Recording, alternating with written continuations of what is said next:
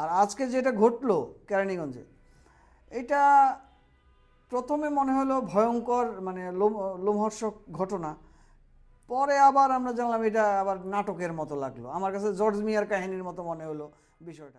এরকম একটা ঘটনার পরে গ্রেপ্তার হইলো, স্বস্তি পাইলাম আমরা। গ্রেপ্তারের পরে আমরা আনুষ্ঠানিকভাবে প্রেস ব্রিফ করলাম, এটা এটা একটা দুষ্টামি ছিল, এটা একটা বিদেশিদের কাছে আপনার ইমেজ ভালো রাখার জন্য আপনি নিজের দেশটারে আপনি এইভাবে অস্থিতিশীল রাখবেন, এইভাবে গল্প গুজব জর্জ মিয়ার গল্প বানাবেন। আচ্ছা, সেইটা তো আপনার তো অবশ্যই নিজেরটা ঠিক করলেন। আপনারা সকলেই জানেন যে আজকে একটা চাঞ্চল্যকর ঘটনা ঘটলো ঢাকার অদূরে কেরানীগঞ্জে। রীতিমতো একটা ব্যাংকে ডাকাত সদস্যরা ঢুকে ব্যাংক কর্মকর্তাদের জিম্মি করে 15 লাখ টাকা মুক্তিপণ দাবি করেছিল। এই ঘটনা পুরো বাংলাদেশে তোলপাড় হয়েছে যে দিন দুপুরে প্রকাশ্যে এরকম ব্যাংক ডাকাতি জিম্মি করা এই ঘটনা আসলে সাম্প্রতিক সময়ে ঘটেছে বলে মনে পড়ছে না। তো সব মিলিয়ে সেটার অবশ্য আইন শৃঙ্খলা বাহিনী পরে ডাকাত 3 জনকে গ্রেপ্তার করেছে, কিন্তু সব মিলিয়ে বাংলাদেশের এই মুহূর্তে আইন শৃঙ্খলা পরিস্থিতি একটা বিপর্যয়ের মুখে। মানে খুন, রাহাজানি, ডাকাতি, চুরি, ছিনতাই একটা নিত্য নৈমিত্তিক ঘটনা হয়ে দাঁড়িয়েছে। বলা হচ্ছে যে আইন শৃঙ্খলা রক্ষায় এই সরকার, ইউনূসের সরকার, এটা পুরোপুরি একটা ব্যর্থতার দিকে এগিয়ে যাচ্ছে। আমরা আজকে কথা বলবো এই বিষয়টা নিয়েই। আমাদের সঙ্গে উপস্থিত রয়েছেন যথারীতি সিনিয়র সাংবাদিক মাহমুদ মঞ্জুর। মঞ্জুর ভাই, আপনাকে স্বাগতম। বিস্তারিত আলোচনায় চলে যাব, তবে বিস্তারিত আলোচনায় যাওয়ার আগে আপনাদের সকলের কাছে request, news and views by Nuruzzaman Labu আমার একটি ইউটিউব চ্যানেল। আমাদের আলোচনা বিশ্লেষণ যদি আপনাদের ভালো লাগে তাহলে প্লিজ এবং রিকোয়েস্ট, হাম্বল রিকোয়েস্ট, একটা সাবস্ক্রাইব করবেন, লাইক, কমেন্টস ও শেয়ারও করতে পারেন। যদি ভিন্ন মত থাকে তবে কমেন্টস অপশনে লিখে জানাতে পারেন। মঞ্জুর ভাই, আজকে তো আপনি জানেনই যে একটা চাঞ্চল্যকর ঘটনা, সাম্প্রতিক বছরগুলিতে এরকম ঘটনা যে দিন দুপুরে প্রকাশ্যে এরকম ব্যাংকে ঢুকে জিম্মি করার মতো ঘটনা ঘটে নাই। এর আগের 5 আগস্টের পরবর্তী সময় থেকে খুন, রাহাজানি, ডাকাতি, মোহাম্মদপুর একটা ছিনতাইয়ের স্পট, মানে দিন দুপুরে ঢাকা উদ্যান এলাকায় একদল সংঘবদ্ধ কিশোর তরুণ চা পাতি হাতে তারা দিনের বেলা যাকে সামনে পাচ্ছে তাকেই কোপাচ্ছে, এরকম দৃশ্য আমরা দেখেছি। তারপর যৌথ অভিযান হলো, অনেককে ধরা হলো, কিন্তু ছিনতাই কিন্তু কমেনি। মানে এই পুরো আইন শৃঙ্খলা রক্ষায় এই সরকারের অবস্থাটা কি, আপনি বলেন দেখি একটু। ধন্যবাদ। আসলে আইন শৃঙ্খলা পরিস্থিতির অবনতি হবে, মানে সরকার পতনের পর, নতুন সরকার আসার পর এটাই আমাদের এক্সপেকটেশন ছিল যে একটু অবনতি হবে। কারণ হচ্ছে আমাদের পুলিশ ফোর্স তো পুরোটাই ভেঙে পড়েছে, এটা জানেন আপনারা। ফলে একটু আমরা সহ্য করছিলাম যে একটু অবনতি হবে, কিন্তু সেটা যে আজকে 4 মাস পেরিয়ে 5 মাসের মাথায়ও মানে আরও অবনতির দিকে যাচ্ছে, এটা আমি মনে করি ইউনূস সরকারের সম্পূর্ণ ব্যর্থতা। বিশেষ করে আমরা আগেও আপনার সঙ্গে এই শোতেই আলোচনা করেছিলাম, আমাদের যিনি পররাষ্ট্র মন্ত্রণালয়ের উপদেষ্টা আছেন, তার বডি ল্যাঙ্গুয়েজ, তার অ্যাক্টিভিটিস, স্বরাষ্ট্র মন্ত্রণালয়ে যিনি আছেন তাকে নিয়ে আমরা অনেকেই অনেক সময় প্রশ্ন তোলে তার অ্যাক্টিভিটি নিয়ে। সেই জায়গা থেকে এখন যেই মানে জিনিসগুলি চলছে, এটা তো চরম উদ্বেগের। আমাদের মানে রাস্তাঘাটে চলাচলের অযোগ্য হয়ে পড়ছে, এবং আগে টুকটাক ছিনতাই, রাহাজানি এগুলি ঢাকার মধ্যে সীমাবদ্ধ ছিল, এখন তো গোটা দেশেই একই অবস্থা চলছে। আর আজকে যেটা ঘটলো কেরানীগঞ্জে, এটা প্রথমে মনে হলো ভয়ঙ্কর মানে লোমহর্ষক ঘটনা, পরে আবার আমরা জানলাম এটা আবার নাটকের মতো লাগলো। আমার কাছে জর্জ মিয়ার কাহিনীর মতো মনে হলো বিষয়টা। মানে বিষয়টা আসলে কি, সেটার জন্য আরো আমাদের 2-3 দিন অপেক্ষা করতে হবে। একটা ঘটনা তো ঘটেছে, একটা চাঞ্চল্য সৃষ্টি হয়েছে। হ্যাঁ, আমি ধরে নিলাম যে এটা খেলনা পিস্তল, আমি ধরে নিলাম কিডনি রোগীকে বাঁচাতে মানবিক জায়গা থেকে তারা গিয়েছে, কিন্তু যেই ভাবে গেলেন ওনারা, এই 3 জন লোক, তাতে মনে হলো আসলে এই সাহসটা ওনারা পেলেন কিভাবে, প্রশ্ন আসছে। এটা তো আইন শৃঙ্খলা পরিস্থিতি মজার বিষয় না, এবং এই লোকগুলি জানা উচিত ছিল যে আমরা এখানে এই কাজটা করতে গেলে আমরা ধরা পড়বো এবং আমরা এটা শাস্তির মুখোমুখি হব।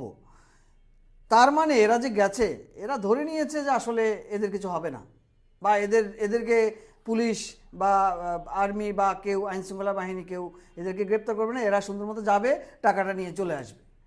এরা এই নিশ্চয়ই এইরকম একটা পরিবেশ বা এরকম একটা সাহসের জায়গায় ছিল বলেই তারা এই কাজটা করেছে।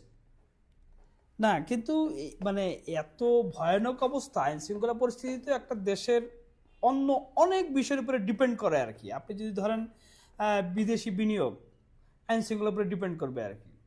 তো বিদেশি বিনিয়োগ আবার কিসের সাথে রিলেটেড? আপনার বৈদেশিক মুদ্রার উপর রিলেটেড, আপনার আমদানি রপ্তানি, নানান কিছু সব মিলিয়ে আজ গতকালকে যশোরের সাতসাত থেকে 3 জনের লাশ উদ্ধার হয়েছে। চাঁপাইনবাবগঞ্জে তার একদিন আগে চাঁপাইনবাবগঞ্জে 2 জন খুন হয়েছেন। মানে বলা হচ্ছিল আওয়ামী লীগের পক্ষ থেকে, যদিও দাবি করা হচ্ছিল যে জয় বাংলা স্লোগানের কারণে তাদেরকে হত্যা করা হয়েছে, যদিও পুলিশ সেই দাবি প্রত্যাখ্যান করেছে এবং তারা বলেছে যে একটা বাদানুবাদের কারণে তাদেরকে 300 ফিটে একটা তরুণীর 300 ফিটের 2 জন, একজন তরুণীর, তারপরে আরেকজন তরুণের ডেড বডি এবং লেকে ছিল, তার মোটরসাইকেলটাও ছিল। এখন পুলিশ যদিও বলছে যে তারা হয়তো দ্রুত গতিতে চালাতে গিয়ে লেকে পড়েছে, অ্যাক্সিডেন্ট হয়েছে, কিন্তু এর ভিন্ন আমরা এখনো জানি না। কেউ হত্যার পরে তো ফেলেও রাখতে পারে আর কি। হ্যাঁ, ওই বিষয়টা তো ওরকম। এই যেমন আজকে যখন বললো যে এত দিনব্যাপী নাটকের পর, ঘটনার পরে কেরানীগঞ্জের এটা যখন শেষে রাতে এসে আমরা জানলাম গ্রেপ্তারের পর, এটা একটা খেলার মতো বিষয়টা, খেলুড়ে একটা ব্যাপারে নিয়ে গেল। আমরা জানতে পারলাম যে মানবিক জায়গা এবং খেলনা পিস্তল, কিডনি রুগী বাঁচানোর জন্য। তো এই গল্পগুলি আমার কাছে মনে হয় যে জাস্ট মূল পরিস্থিতিটাকে ধামাচাপা দেওয়ার জন্য, যে দেশের পরিস্থিতি ঠিক আছে, একটু ফান দুষ্টমি করতে গেছে পোলাপান, এই টাইপের কথাবার্তা। একই ফানের কথা কিন্তু আমরা যশোরের একটা মাদ্রাসায়, আপনি নিশ্চয়ই খেয়াল করবেন যে একটা ভিডিও ভাইরাল হয়েছে যে 2 জন অস্ত্রধারী মুখোশ পরা 2 জন লোক, তারা ফিলিস্তিনের মুক্তিকামী সেজে সেখানে আরবিতে ভাষণ দিচ্ছেন এবং সেই ভাষণের অনুবাদ করলে দাঁড়ায় যে তারা আসলে জিহাদ এবং কিতালের কথা বলছে। কিন্তু সেটাকেও বলা হলো যে খেলনা পিস্তল, শোলা দিয়ে বানানো AK-47 এর মতো দেখতে আর কি। এগুলো আসলে যেমন খুশি তেমন সাজো আর কি। ওই যে বিষয়টা এরকম, ওই যে বাংলা ভাইদের আমলে যে দেশে আসলে কোনো বাংলা ভাই বলে কিছু নাই, দেশে আসলে জঙ্গি বলে কিছু নাই, এরকমও তো সরকার অতীতে সরকার বলেছে, মিডিয়া সৃষ্টি বলে এড়িয়ে যাওয়ার চেষ্টা করেছে। কিন্তু তারপরে আমরা কিন্তু 2005 সালে না 4 সালে যে 63 জেলায় একসঙ্গে বোমা বর্ষণ দেখেছি, একের পর এক নানা ঘটনা দেখেছি। কিন্তু এইটা কি স্বাভাবিক হবে কিনা আপনার কি মনে হয়? এটা কি এই সরকার কি পারবে? ছিনতাইয়ের এই যে ভিডিওগুলি ভাইরাল হচ্ছে, যে ছিনতাই কিভাবে করছে ঢাকা শহরের রাস্তায় রাস্তায়। তাশরিফ খান নামে একজন পপুলার ইউটিউবার এবং শিল্পী আছে, তিনি নিজে মিরপুর 2 নম্বরের একটা ঘটনা, তারা গানের প্র্যাকটিস করে বের হয়েছে ভাত খাইতে রাতে 2টার দিকে, মিরপুর সনি সিনেমা হলের এখানে। একটা লোককে জাস্ট উলঙ্গ করে ফেলছে 4-5টা লোক ছিনতাই করার জন্য। ওরা আইসা পড়ার পর দৌড় মারছে ছিনতাইকারীরা। এই বিষয়টা এটা গত সপ্তাহ 2 দিন আগের ঘটনা। ছিনতাই কিন্তু ভয়ঙ্কর রকম ভাবে সন্ধ্যা হলেই আতঙ্ক, দিনের বেলাতেও। হ্যাঁ, এবং এই ভিডিওগুলি পেছনের গাড়ি থেকে ভিডিও করছে, 4-5টা ইয়াং ছেলে ঘুরছে টাপ করে টান দিচ্ছে। এটা এই ভিডিওগুলো ভাইরাল হচ্ছে। হাতে কিন্তু তার আর কি তাইলে কি রাস্তাঘাটে কি আমাদের পুলিশ নাই? পুলিশ আছে, কিন্তু পুলিশটা মানে কি করছে, কেন এরকম নির্মমভাবে, মানে এরকম নিথরভাবে থাকে, কাজ করছে না। আর এটা আপনি প্রশ্ন করতে পারেন কেন এত নৈরাজ্য রাজধানী বাড়ছে। এটার মূল পিছনে আপনি একটু আগে বললেন, আমাদের রিজার্ভ বলেন, ইনভেস্টমেন্ট বলেন, আসলে আমাদের অভাব, আমাদের ঘরে ঘরে অভাব, আমাদের দ্রব্যমূল্যের ঊর্ধ্বগতি, আমাদের কর্মসংস্থানের অভাব। কতগুলি প্রতিষ্ঠান বন্ধ হয়ে যাচ্ছে, কতগুলি প্রতিষ্ঠান বেতন দিতে পারছে না। আমরা কিন্তু এই হিসাবটা, এই দিকে আমরা নজর দিচ্ছি বলে আমরা কোনো অ্যাক্টিভিটিস দেখতে পাচ্ছি না উপদেষ্টা মহোদয়গণদের। তাহলে মানুষ বাঁচবে কিভাবে? মানুষ তো সার্ভাইভ করতে হবে ভাই। না সেটা ঠিক আছে, কিন্তু আপনি এইটাও কি এরকম একটা কারণ যে পুলিশ যেহেতু একেবারেই তো আগের একটা আমলে ছিল যে যারা ক্ষমতার অপব্যবহার বা অতিমাত্রায় বল প্রয়োগ করার কারণে ৫ আগস্টের যে ছাত্র জনতার আন্দোলন, তারপরে হিউজ একটা চেঞ্জ হয়েছে পুলিশিং এ, সমস্ত থানা পুলিশ সব জায়গায় নতুন মুখ। তো এরা আসলে ক্রাইমের প্যাটার্নটা ধরতে পারছে না, নতুন মুখ, তার যেহেতু এক্সপিরিয়েন্স নাই একটা এরিয়া সম্পর্কে। সমস্ত থানাগুলোতে নতুন ওসি, নতুন সাব ইন্সপেক্টর, ক্রাইমের প্যাটার্নগুলো ধরতে পারছে না। তারা ক্রিমিনালদের যে একটা প্রিভিয়াস ডাটা বা সোর্সের মাধ্যমে এরিয়া ভিত্তিক যে ডাটা কালেক্ট করা, সেইটা তারা পারছে না। এরকম কি দেখেন, আমার কাছে মনে হয় যে এইটা তো একটা কারণ আছেই, কিন্তু আমি ওই কারণে সময়টার কথা বললাম। এই কারণটা এই সরকারের 2 মাসের পর্যন্ত আমরা টলারেট করতে পারি। এই 4 মাস 5 মাসের মাথায় কিন্তু এই সব কিছু কিন্তু সেটেল ডাউন হওয়ার কথা। এই লোকগুলি যারা আসছে, যে পুলিশের যে থানাগুলি তো এখন সব অ্যাক্টিভ, পুলিশগুলি অলমোস্ট অ্যাক্টিভ যার যার জায়গায় ডিউটির জায়গা থেকে। সেখান থেকে এই পুলিশদেরকে কিন্তু আমি চায়না থেকে ইম্পোর্ট করে আনি নাই, এই পুলিশদেরকে কিন্তু নতুন নিয়োগ দেয়নি, এই পুলিশটা কিন্তু পুলিশ বাহিনীতেই ছিলেন। হ্যাঁ, ফলে এবং বাংলাদেশ ছোট্ট একটা জায়গা ভাই, বাংলাদেশ পুরাটা মিলিয়ে একটা শহরের মতো এখন এই কানেক্টিভিটির যুগে। ফলে এই পুলিশদেরকে চোরকে কোন জায়গায় অস্থিতিশীলতা চলে, কে কি করে, এই জিনিসগুলি জানার জন্য 1 সপ্তাহের বেশি রিসার্চ করার কারণ নাই, কিন্তু এগুলি বাইর করে ফেলতে পারে। এখন বিষয়টা হচ্ছে যে আপনার যখন ক্রাইম, ওই যে অভাব অনটন, বিচারহীনতা, রাষ্ট্রের ফোকাস লেভেলটা যখন নষ্ট হয়ে যায়, এই অভাব যখন থাকে, সব কিছু যখন এক হয়ে যায়, তখনই এই জিনিসগুলি বাড়ে সমাজে, এই অরাজকতাগুলি বাড়ে। আপনি ফোকাসের কথা বললেন, এটা কি এরকমও কিনা আর কি? আপনার কি মত যে আইন শৃঙ্খলা বাহিনী এখন আসলে আওয়ামী লীগের নেতাকর্মীদের ধরতে ব্যস্ত? মানে বিশেষ করে গোয়েন্দা পুলিশ বলেন, র্যাব বলেন, থানা পুলিশ বলেন, আর নিশ্চয়ই আপনি জানেন যে সবাই ব্যস্ত আসলে কোথায় আওয়ামী লীগের কে কোথায় জয় বাংলা স্লোগান লিখেছে দেয়ালে, বা কে জয় বাংলা স্লোগান দিয়েছে, তাকে ধরার জন্য তাকে কিন্তু মুহূর্তের মধ্যেই ধরে ফেলছে। আপনি নিশ্চয়ই খবরের কাগজে সেটা দেখছেন। ব্যস্ত আছে, এমনকি এমনও অভিযোগ আছে আমাদের কাছে আসে যে আসলে এই গ্রেপ্তার বা এই হুমকি, এই মামলা বাণিজ্য কিন্তু এখনো অটুট রয়েছে। কাউকে দেশ থেকে বিদেশে পাচার করে দেওয়া, বের করে দেওয়া বর্ডার দিয়ে, কাউকে গ্রেপ্তার না করা, কাউকে গ্রেপ্তার যে তোমার আমার ইয়েতে নাম আছে, এজাহারে নাম আছে, ব্যবস্থা নাও তাইলে আমি তোমার নামটা কেটে দিব, অথবা টাকা না দিলে তোমার নামটা তুলে দিব। তো এই জিনিস আমরা আসলে বারবার একই কথা বারবার প্রতি পর্বে আমরা বলি, আমরা এই সরকারের কাছে আসলে চেয়েছি যে পরিবর্তনের আহ্বান তারা জানিয়েছে যে চেঞ্জ করব আমরা নিয়ম কানুন নীতি, তো সেগুলি তো আমাদের পুলিশিং সিস্টেমের তো চেঞ্জ হচ্ছে না, হয় না এখন পর্যন্ত কোনো আমরা দেখি। একটা কমিশন গঠন করেছে, স্বাধীন পুলিশ কমিশন। কতদিন লাগবে? সেই স্বাধীন কমিশনের কি করছে, আলটিমেটলি কি চেঞ্জ আনছে? আমরা তো জানতেছি পুলিশের বাহিনীর পোশাক থেকে শুরু করে আচার আচরণ সবই পাল্টাবে, তো সেটা পাল্টানোর জন্য কতদিন লাগবে? পাল্টানোর প্রক্রিয়াটা কবে শুরু হবে? আমরা তো পাল্টাতে দেখতেছি, জয় বাংলা স্লোগান পাল্টায় ফেলবেন, আপনি সংবিধান পাল্টায় ফেলবেন, আপনি মুজিব বাহিনী পাল্টায় ফেলবেন, আপনি বঙ্গবন্ধুর নাম মুছে ফেলবেন, আপনি সকল ভাস্কর্য নষ্ট করে ফেলবেন, আপনি নাম বদল করে ফেলবেন। আপনি তো এই এক চোখানীতিতে আছেন, আপনি তো সমষ্টিক মানুষ। এই আজকে যেই ছেলেপেলেগুলি ছিনতাই রাহাজানি করতেছে, যেই লোকগুলি মারা যাইতেছে, এই লোকগুলির প্রবলেমটা কোথায়? এই লোকগুলির অন্ন, বাসস্থান, শিক্ষা, চিকিৎসা, এই ব্যাপারে তো আপনার কোনো হেডেক নেই। না, এইটা নিয়ে কোনো আমলেই, শুধু এই আমল যে তা না, কোনো আমলের সঙ্গে এই আমল আপনি মিলায়েন না ভাই। এই আমল তো আসছে যে ওই বিগত আমলগুলির অবিচার, অন্যায়, লুটতরাজ, রাহাজানি, অনিয়ম, এগুলি চেঞ্জ করার জন্য। এগুলিকে আমরা দেখতে চাই না। এই চেঞ্জ, এই পুরনো ফরম্যাটটা চেঞ্জ করে দেওয়ার ঝান্ডা নিয়েই তো আপনি এই সরকারটা গঠন করেছেন। আপনি সব বদলে দিবেন, তো বদলাচ্ছেন কি? আপনি তো বদলানোর মধ্যে আছেন ওই শেখ মুজিববাদ নিয়েই আছেন আপনি এখনো। না, যেমন আরেকটা প্রসঙ্গ অনেক জায়গায় শোনা যায় যে আগে আওয়ামী লীগের আমলে আসলে গোপালগঞ্জ জেলাটাকে প্রাধান্য পেত সব জায়গায়, এখন বগুড়া প্রাধান্য পায় কোথাও, কোথাও চিটাগাং প্রাধান্য পায় আর কি। মানে তার মানে যেই লাউ সেই কদু অবস্থায় আছে। আপনি দেখেন, আমার কাছে অবাক লাগে, আমি হাসতেছিলাম। এই গতকালকে আমি যাচ্ছিলাম পুরাতন শেরাটন ইন্টারকন্টিনেন্টালের পাশ দিয়ে, যমুনার ওই দিক দিয়ে যাচ্ছিলাম।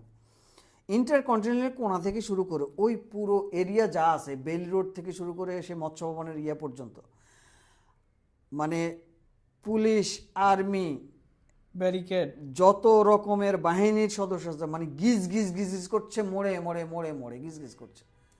কেন ভাই এত সিকিউরিটি সিস্টেম? আপনি তো সব জনগণের একটা ম্যান্ডেট নিয়েই একরকম আসছেন, আপনিও যদি সেই একই ওই গণভবনের মতো একটা মানে একটা ইয়ের মধ্যে, বলয়ের মধ্যে আপনার থাকতে হয় ট্যাঙ্ক সহ, যেটা গণভবনের ট্যাঙ্ক ছিল না, এখানে ট্যাঙ্ক সহ আছে। না গণভবনের সামনে কিন্তু রাস্তা রাত 11টা-12টার দিকে বন্ধ করে দেওয়া হয়। হ্যাঁ, বন্ধ করে দিতে। এখনো 11টার পরে ওই রাস্তাটা বন্ধ রাখে না খোলা রাখে আমি জানি না, 11টার পরে যাইনি, আমি দিনে দুপুরে দেখলাম যে এই অবস্থা গিজ গিজ করছে আর কি। তো আমাদের পুলিশ বাহিনী তো সেই একই ওই আমলাতন্ত্রের মধ্যে, ওই রাজতন্ত্রের মধ্যেই আছে। রাজাদের নিরাপত্তা, রাজাদের দেখভাল করা, রাজাদের সুযোগ সুবিধা, এই জিনিসগুলির মধ্যেই আছে।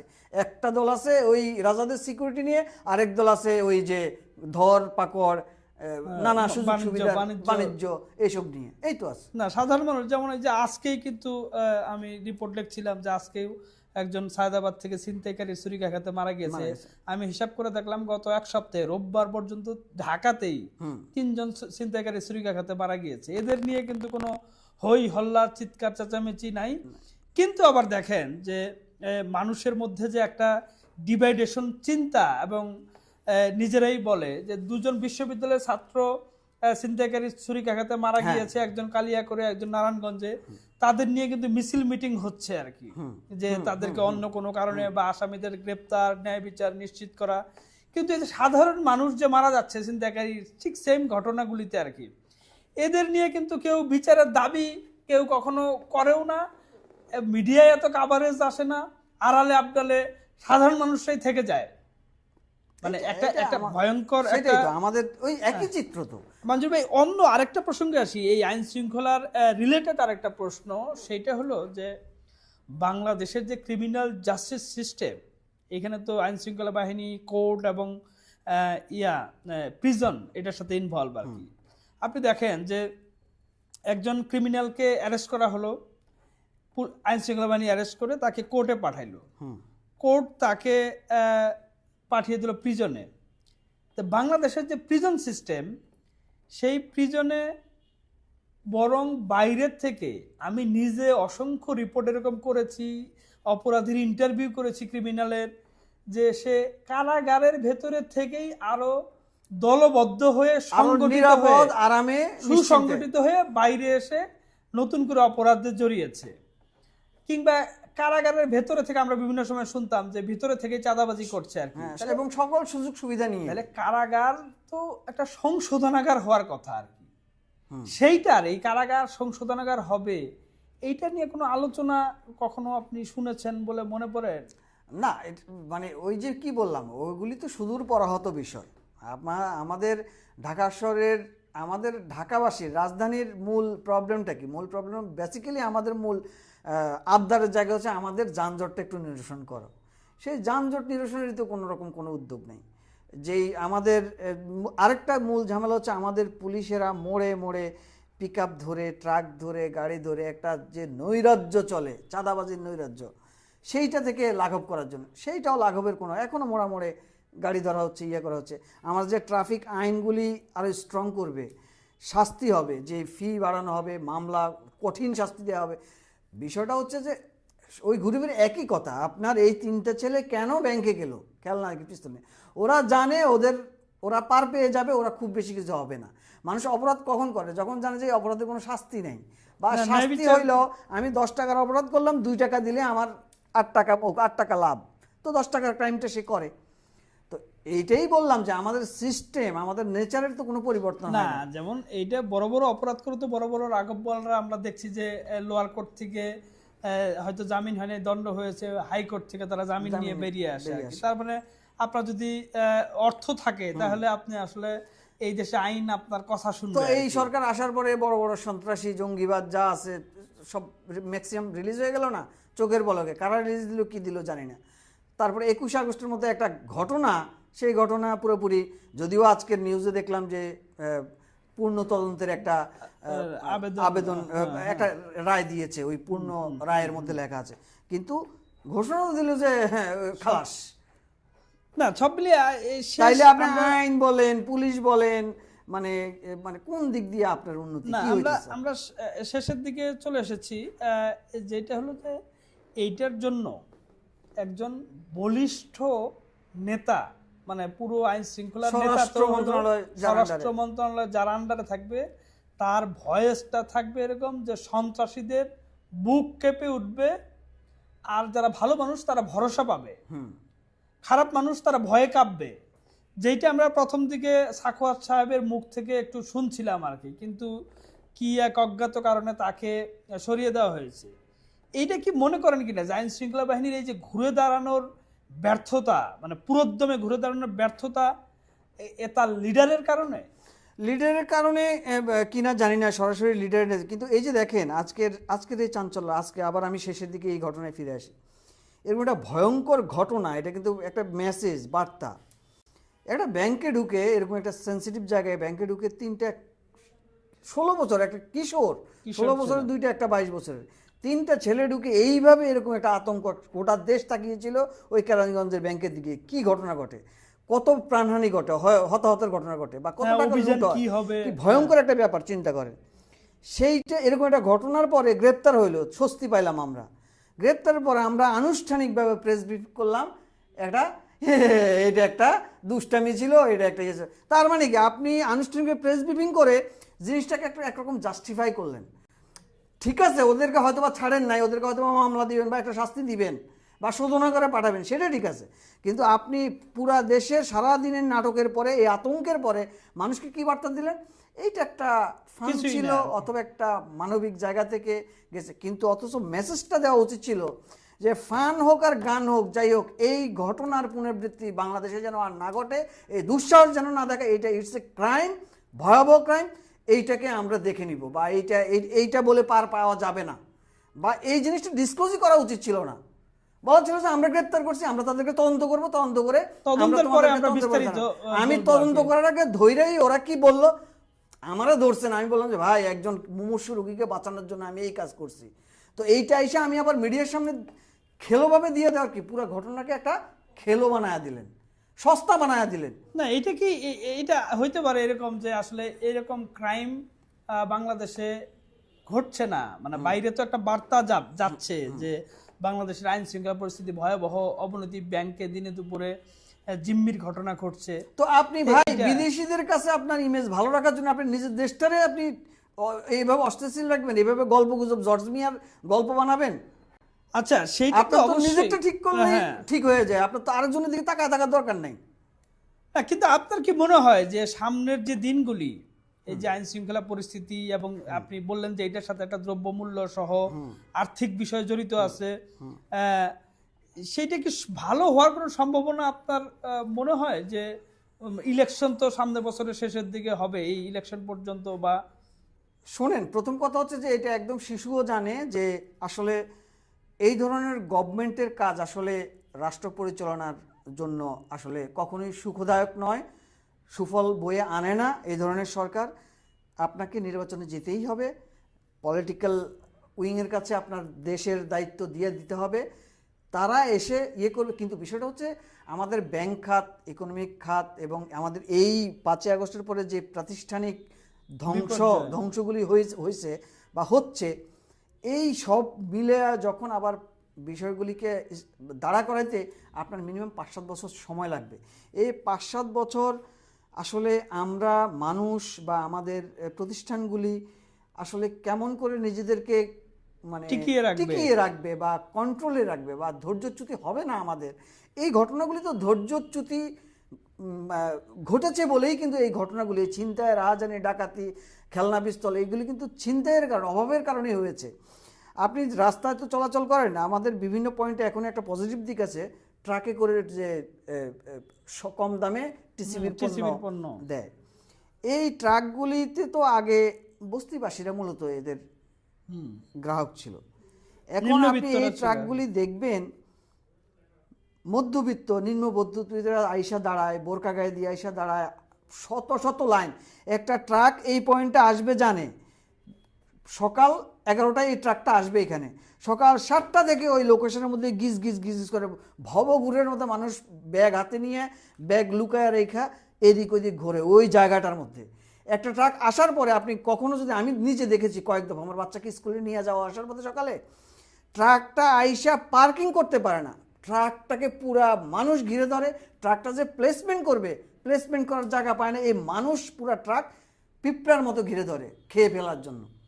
এই লাইন সিস্টেম করা, তার মানে এই করা, মানুষের আসলে মানে কি মানুষ শত ভয়ঙ্কর শত মানুষ রকমের- লাইন তো মানুষের যে অভাব, মানুষের এই অভাবটা যখন আমার আপনার মতো যারা সুবিধা ভুগিয়েছে এই রাষ্ট্রের এখনো, এই মানুষগুলির কাছেও যখন এই অভাবটা ঢুকে পড়বে, তখন কিন্তু আর এগুলি বেসামাল হয়ে যাবে।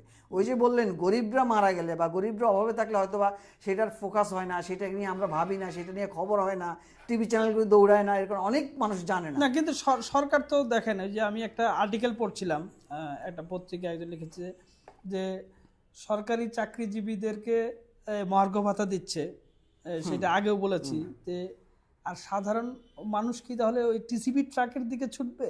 সাধারণ চমৎকার একটা আর্টিকেল আমি পড়ছিলাম যে তার মানে সরকারি যারা কর্মকর্তা কর্মচারী তাদেরকে আপনি সুবিধা দিচ্ছেন অনেক, আর সাধারণ মানুষের নিয়ে তো আপনার ভাবার কোনো ওই যে সময় ওইটাই নেই। বললাম, সরকারি সবাই, কর্মচারী যে হ্যাঁ। কর্মকর্তাদের তো আসলে ভোটের ব্যাপার আছে, সচিবালয় চালানোর ব্যাপার আছে, তার সরকারি প্রাতিষ্ঠানিক কাজগুলি করানোর ব্যাপার আছে, ওই কারণে ওদেরকে খুশি রাখছে, যেটা অতীতের সরকারগুলিও করেছে, ভেবেছে এরাই বোধহয় আমাদের বলয়টা ঠিক রাখবে, ঠিক রাখতে পারে নাই তো, তাসের ঘরের মতো ভেঙে পড়েছে না তো, সেই প্রশাসনই তো আবার এই সরকারের জন্য কাজ করছে এবং এরা আবার সুবিধাভোগী হচ্ছে। আলটিমেটলি অন্য মানুষগুলি, বাংলাদেশে কত পার্সেন্ট লোক সরকারি কর্মকর্তা কর্মচারী ভাই, হাজার হাজার প্রতিষ্ঠান যে আজকে দেউলিয়া হয়ে যাচ্ছে, মিল কারখানা বন্ধ হয়ে যাচ্ছে, বেতন নাই মাসের পর মাস, এই জিনিসগুলি নিয়ে ভাবার কেউ নাই এই সরকার। বেক্সিমকোর মতো প্রতিষ্ঠান মানে মানে দেউলিয়ার দেউলিয়ার মতো হয়ে যাচ্ছে, হয়ে যাবে, এরকম কতগুলি এটা তো ভ্যাকসিন আছে। রাষ্ট্রের মানে ক্ষতি আর কি। সেটাই আমরা চাই দর্শক মণ্ডলী যে আসলে একটু শান্তিতে, বারবার আমি বলি যে আমরা একটু শান্তিতে দুবেলা দুমুঠো খেয়ে বাঁচতে চাই। এই দেশের বেশিরভাগ মানুষই আসলে একটু শান্তি চায় আর দুবেলা পেট পুরে খেতে চায়, এর বেশি বাড়তি চাওয়া আসলে এই দেশের মানুষের আর নাই।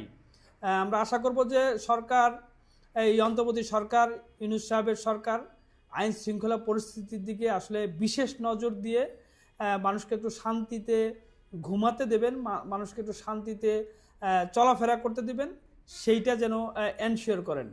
সবাইকে ধন্যবাদ, আজ এ পর্যন্তই। আপনারা সকলে ভালো থাকুন, সুস্থ থাকুন, খোদা হাফেজ।